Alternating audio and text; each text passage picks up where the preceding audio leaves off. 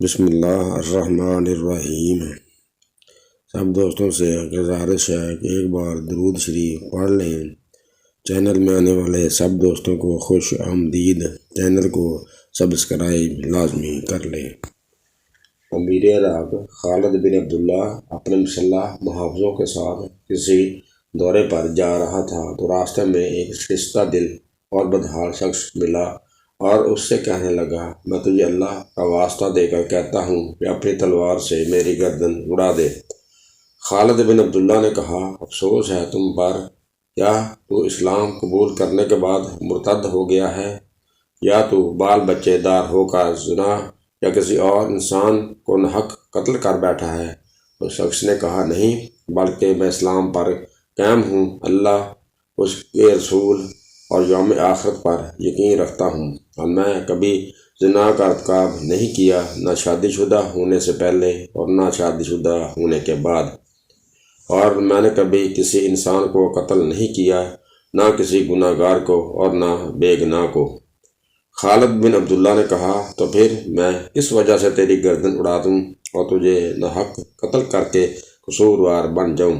اور شخص بولا، وہ اس لیے کہ میرے پیچھے ایک دشمن لگا ہوا ہے جو نہ مجھے کہیں باہر جان دیتا ہے اور نہ گھر بیٹھنے دیتا ہے، نہ کسی سے بات کرنے دیتا ہے، نہ خاموش بیٹھنے دیتا ہے۔ میں جب کہیں باہر نکلتا ہوں تو وہ گریبان سے پکڑ لیتا ہے، اور جب واپس آ جاتا ہوں تو گدی سے پکڑ لیتا ہے، اور جب چارپائی پر لیٹتا ہوں تو انگوٹھوں سے میرا گلا دبا کر مار دینا چاہتا ہے، اور میرے عزیز میری حالت پر ترس کھانے خوش ہوتے ہیں اور میرے دشمن کو اور زیادہ ذلیل کرنے اور تنگ کرنے کا مشورہ دیتے ہیں۔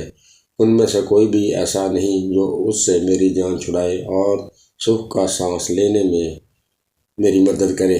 میں تو جینے کے ہاتھوں مر چلا، لہٰذا تو میری مدد کر اور مجھے روز روز مرنے سے بچا، اور ایک ہی دفعہ مار کر میرا قصہ تمام کر دے، کیونکہ اس دشمن نے میرا جینا حرام کر رکھا ہے۔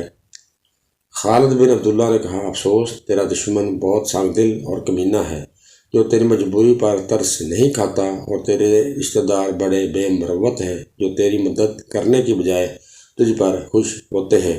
مجھے بتاؤ اس کا نام کیا ہے، وہ رہتا کہاں ہے، تاکہ میں اس سے تیری جان چھڑاؤں اور اطمینان کے ساتھ زندگی بسر کر سکے۔ وہ شخص بولا، جناب، اس کا نام قرض ہے، اور وہ میرے سر پر سوار رہتا ہے اور میرا خون خشک کرتا رہتا ہے، اور مجھ میں اس سے جان چھڑوانے کی طاقت نہیں۔ میں نے قرض خواہوں سے قرض کی ادائیگی کے جتنے وعدے کیے وہ جھوٹے ثابت ہوئے، تو اب حال یہ ہے کہ میں گھر سے باہر نکلتا ہوں تو میرا پیچھا کرتے ہیں، اور گھر میں داخل ہوتا ہوں تو دروازہ کھٹکھٹاتے ہیں، باہر نہ نکلوں تو گالیاں دیتے ہیں، اگر نکل پڑوں تو گریبان پکڑ لیتے ہیں، اور میرے پاس ان سے جان چھڑوانے کا کوئی شرعی اور اخلاقی جواز بھی نہیں۔ قرض کا معاملہ اس قدر سنگین ہے کہ انسان مر بھی جائے تو معاف نہیں ہوتا۔ مجھے اس سے خلاصی کی کوئی صورت نظر نہیں آ رہی۔ خالد بن عبداللہ نے کہا، اے بل انسان، تجھ پر کتنا قرض ہے؟ وہ بولا، جناب، 4000 درہم۔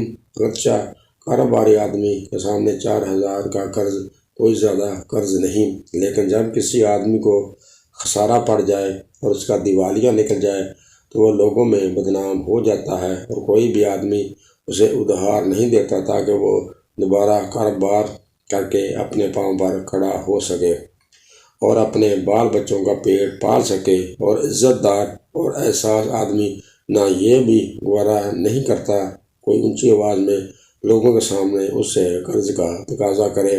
وہ قرض خواہ کو دیکھ کر یوں لرزتا ہے جیسے وہ ملک الموت ہے جو اس کی جان لینے آ رہا ہے۔ اس کے لیے 4000 درہم کی رقم بھی 4 لاکھ درہم کے برابر ہوتی ہے، اس لیے اس نے اپنے گمان کے مطابق بہت زیادہ قرض بتایا، جو پورا 4000 درہم تھا، نہ کم نہ زیادہ۔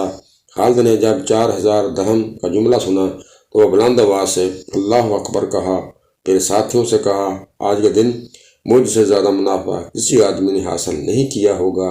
میں نے اس آدمی کو 30,000 درہم ادا کرنے کا ارادہ کر لیا تھا، لیکن اس نے 4,000 درہم بتا کر مجھے 26,000 درہم واپس کر دیے۔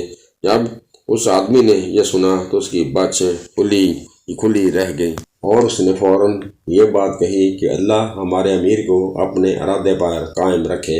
میں نے تو اپنا ظرف آپ کے سامنے کہا تھا، مجھے کیا پتا تھا کہ آپ کا ہاتھ اس قدر کشادہ اور ظرف اس قدر فراخ ہے، ورنہ میں اس سے زیادہ کا سوال کر دیتا۔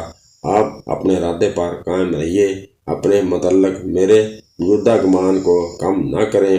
خالد بن عبداللہ نے کہا، آپ بے فکر ہو جائیں، ہم ابھی اس دشمن سے آپ کی جان چھڑواتے ہیں، اور تیرا یہ دشمن پھر کبھی تیرا پیچھا کرے ایک مرتبہ پھر ہمیں یاد کرنا، ہم پھر بھی اس کی قید سے تمہیں آزاد کروا دیں گے۔ یہ کہہ کر اس نے 30,000 درہم ادا کرنے کا حکم دیا اور آگے بڑھ گیا، اور مقروض آدمی ان کے خزانچی کے پاس گیا اور 30,000 درہم وصول کر کے شکریہ ادا کرتا ہوا باہر نکل گیا۔ میرے پیارے دوستو، حضور نبی کریم صلی اللہ علیہ وآلہ وسلم کا ارشاد پاک ہے، قرض دار کو مہلت دے دیا کرو۔ یقیناً قرض ایک ایسی چیز ہے جو عزت سے عزت دار آدمی کو بہت زیادہ ذلیل کر دیتی ہے۔ قرض لینا انسان کے لیے مجبوری بن جاتا ہے، لیکن جب اس قرض کو لوٹانے کا کوئی ذریعہ نہ ہو تو لوگ اس انسان کو ذلیل کرتے ہیں۔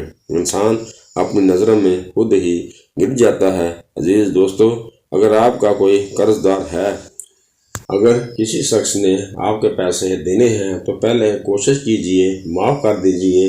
اگر معاف نہیں کر سکتے تو براہ مہربانی اس انسان کو تنگ نہ کریں، اسے مہلت دیں، کیونکہ یہ حضور اکرم صلی اللہ علیہ وآلہ وسلم کا ارشاد پاک ہے کہ قرض دار کو مہلت دے دیا کرو، اس پر اللہ خوش ہوتا ہے، اللہ اس انسان پر رحمت نازل کرتا ہے، اور اللہ پاک ہم سب کو قرض سے بچائے، اور جو لوگ قرض دار ہیں اسے اللہ پاک ان کے قرض ادا کرنے کی توفیق دے۔ اللہ پاک اپنے غیبی خزانوں سے ان کی مدد فرمائے، محتاجوں کی مدد فرمائے، مسکینوں کی مدد فرمائے۔ اسے اللہ پاک غریبوں پر اپنا رحم کرے، جو لوگ بیمار ہیں اللہ پاک ان کو صحت دے۔